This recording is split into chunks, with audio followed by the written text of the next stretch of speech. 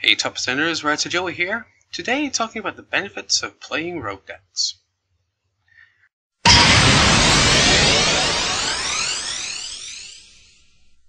Now first I feel I should start off by saying that I have nothing against top tier decks. In fact, the whole point of this episode is to cover the benefits of playing rogue decks, not running them. To clarify that point, what I mean by playing is what we use for casual play or fun tournaments at your league, where there's no real prize on the line. The deck you run should most of the time be the tiered deck that's going to give you the best odds of winning, unless of course you want to take a rogue deck to a premier event, either because that's what you want to run, or you just want to see how well you can place with it. Now I've been talking about tiered deck and rogue decks, but what exactly are these things? And why are they labelled like this?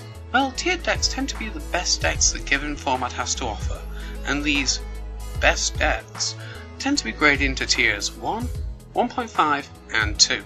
We also very rarely hear mention of tier 0. Now tier 0 only tends to be mentioned when a format produces a definite best deck in format, and as I mentioned, this happens very rarely, as when new decks appear people are usually able to tech to make the matchup bearable, and in some cases the format will shift around it, giving new decks a chance for their day in the sun.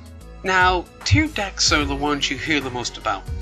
There are decks like Keldeo Blastoise, Darkrai Lasers, and Klinklang Ballion, and most if not all of my competitive viewers will be incredibly familiar with these decks. Now the three decks I just mentioned are all in or around tier 1. I say in or around as tier listings aren't universal, and there's no clear-cut guidelines for what's in each given tier. Hence why we introduced tier 1.5 a while back, because certain decks were too good for tier 2, but not quite good enough for tier 1. But anyway, back to the decks at hand. Each one is highly tiered for different reasons. Starting with Keldeo Blastoise. It's in the top tiers because of its speed. It can set up big attackers, and with its ability to recover near instantly from the loss of a key attacker with abilities like Deluge and Russian, it became a force to be reckoned with. Darkrai on the other hand has held a place in the top tiers due to the support around it, receiving energy acceleration from Dark Patch, increased damage output from Dark Claw, and the deck having room to add Virbank Gym and Hypnotoxic Laser, and Sableye to get them all back, alongside FutureSight if you got one in your first turn. Darkrai has a lot of support in his corner, and the fact that his attack isn't too bad either pretty much made Darkrai a potent contender right from the start of the format, and he's just gained more to work with as the season continued. And of these three, finally we come to Klinklang Ballion. This deck isn't as fast as the last two due to the fact that they have energy acceleration, but Klinklang Ballion doesn't. In fact, Klinklang Ballion doesn't even rely on speed. It uses the fact that other big decks in the format all run X's as their key attacker, and tells them that X's can't play here. Plasma Clang uses his ability Plasma Steel to slow the game down to its speed, and basically leaves the opposing player having to set up a counterattack that, if handled correctly, shouldn't be a major worry. So that's top tier decks, while they're there. So now we can ask ourselves, what's a rogue deck? And quite simply, a rogue deck is a deck that doesn't tend to see that much play or any play at premier events. It isn't really tiered, or is at least tiered in an umbrellaed group, normally labelled as a variant. I'll leave a link to the Pokebeach's tiered decks subforum so that you can get an idea for what's tiered and what's not. As for rogue decks in general though, I feel the best example I can offer is Articuno X Garbodor, as this is a rogue I currently use. Now a lot of people don't rate Articuno X due to its bigger attack costing 4 energy, and it requiring a specific energy type to actually get its effect off. And that's why it's rogue, because people don't see it as playable. Which also leads me the chance to segue into how to build a rogue deck. Now sticking with Articuno Garbodor, as I just mentioned, a lot of players see Articuno as being unplayable, but then I'm the guy who played a tier 2 deck last season and seemed to do pretty okay with it. And when I saw Articuno, I saw another shot at a vanilla styled lock deck.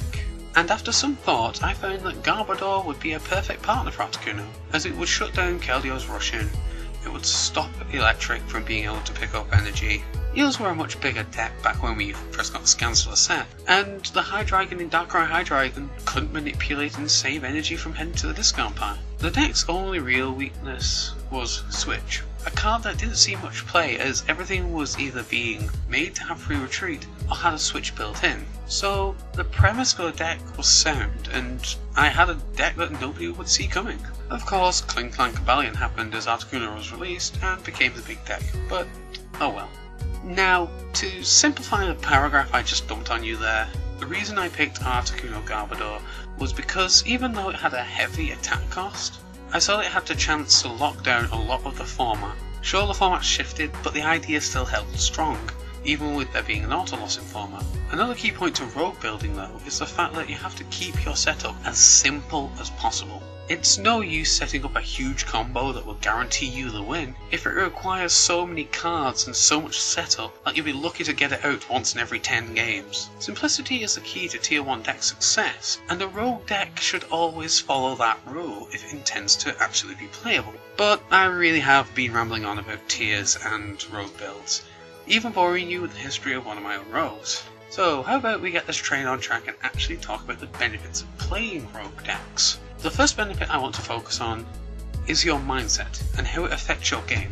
Higher tier decks tend to be both simple and powerful, with a lot of possible outs being offered from a minimal cost in cards. A good example of this would be Keldeo Blastoise, which allows energy acceleration from Blastoise, and if Blastoise is put into the active spot by a card like Catcher, you won't be reverse walled while you hunt for a switch, because Keldeo has a built-in switch in the form of Rush In. Now, will a rogue deck have the same easy outs as Keldeo Blastoise?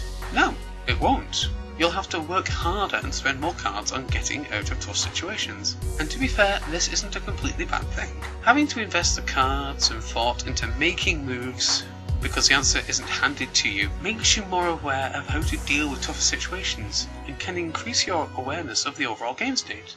Also, with the increased card investment that can be required for moves that seem simple in a tiered deck, you find that you have to play more conservatively, so that you aren't just pitching away cards that you might need later.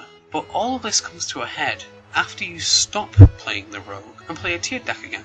After playing a rogue for an extended time and then heading back to a tiered deck, you'll find that at least for a few games, you'll still be in that rogue mindset. You'll still be conserving your useful cards, you'll still be thinking every part of your moves through. And as such, you'll find that your proficiency with the tiered deck should have increased, because all of a sudden all of those tough choices aren't tough anymore, and you have the space to look beyond the moves you'd normally make. Maybe even find out strategies that your deck had always had, but you've never looked out for before. The next benefit I want to look at is variation. Now this is easier to observe with younger players, but can happen to older players too, where playing a given deck constantly just gets, well, boring. There's only so many times you can play a deck before it feels dull and repetitive. Having a different deck available means that you can always feel free to switch things up a bit and keep the game feeling fresh. That being said, that's more of a vote for having multiple decks than for playing a rogue. But to be fair, top tier decks are rarely cheap, whereas rogues can be quite inexpensive in comparison. And I know that a lot of players don't really have the money to splash out on multiple tier 1 decks. So a rogue can be the best answer if you want to keep the game feeling fresh and don't want to break the bank. And the last benefit of playing a rogue I'd like to cover is self-satisfaction. That feeling that comes from creating a completely competent deck that can actually keep up with the metagame from scratch, which in turn can lead to your deck becoming a new part of the metagame. Just look at Saberlock and the Truth. Both of these decks started out as rogues, and both became incredibly popular and successful decks in their own right. Just because a deck isn't tier 1 or meta at the moment, doesn't mean it's necessarily bad. It could just be that it hasn't yet been discovered. Take for example the Snorlax deck that was founded by John Gregory. This deck has been making waves over here in the UK after placing second at Cumbernauld Regionals. Now, some people would shrug this off and say, it did well at one regional, it must have been luck. But this following week, John brought that same deck down to Manchester Regionals and managed to top 8. In fact, after last week, it wasn't the only Snorlax deck in the room. Now, I'm not going to give too much detail on how the deck works, just for some reason that John has posted an article about the deck on sixprizes.com, which I'll leave a link to in the description, and I think he stands a chance of explaining the ins and outs of his deck better than I ever could. But this right here is a prime example of taking an idea, running with it, and seeing some real success. So, do you guys have any rogue ideas you think might be viable in the upcoming format? Let me know below. And if you like what you've seen, don't forget to rate and subscribe, or feel free to follow FutureSight on Twitter at FutureSightYT. Until next time, I'm Writer Joey, you guys are the top percent. Peace out.